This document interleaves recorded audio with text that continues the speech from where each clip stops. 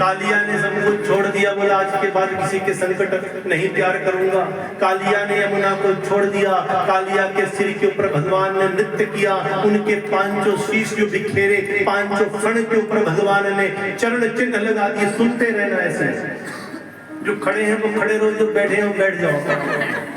कालिया नाग ने जब यमुना को छोड़ दिया, पानी शुद्ध कर दिया, तब कालिया नाग ने पांचों फण बिखेरे।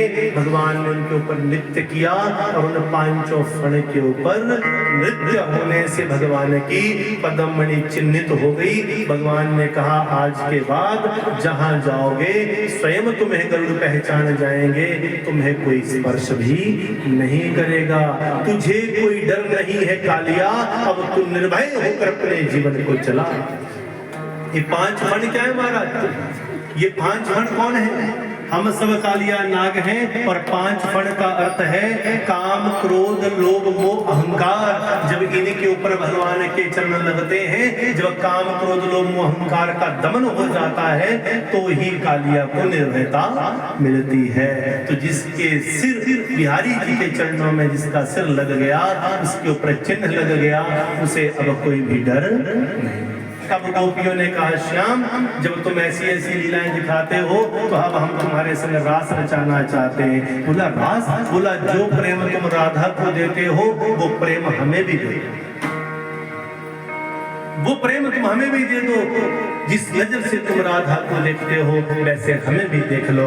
आज गोपियां राधा रानी श्याम को पुकारने लगी। यमुना का तट था, शरद ऋतु, शरद पूर्णिमा, बसंत कुमार छा गए। कामदेव ने अपने बाण सजा दिए। कामदेव के बाणों को ध्वस्त करने का नाम रासलीला है। जिसने जीभा के 6 रसों को नहीं छोड़ा, जिसने जीभा के स्वाद को नहीं छोड़ा माता, वो रासलीला में प्रवेश नहीं कर सकता। आज आपके जीवन के इस मांस के भोग को, मांस के इस स्वाद को छुड़वाने का कारण एक ही है कि और छोड़े ना छोड़े, पर कम से कम जिनके ऊपर भगवान की विशेष दृष्टि है वो आज से ना छुए। क्यों? क्योंकि जीभा का स्वाद ना छोड़ा तो रासलीला में प्रवेश नहीं। जीभा के रस को छोड़ा तो रासलीला मिलेगी। तो रासलीला में चले। रासलीला क्या है? किसी स्त्री और पुरुष के द्वारा जब कोई गलत नृत्य किया जाता है तो कहते हैं देखो इनकी रासलीला।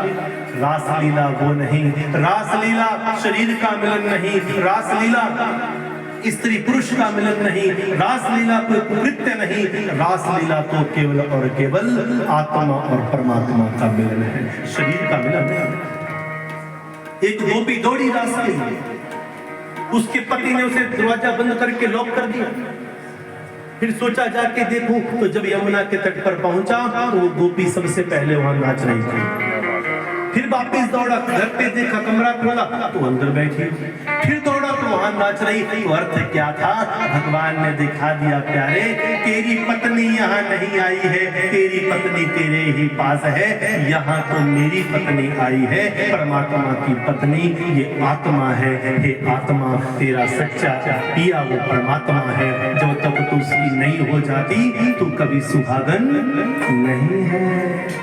तो राधा रानी पुकारने लगी, गोपियां पुकारने लगी। और कैसे राधा रानी भगवान को पुकारती हैं?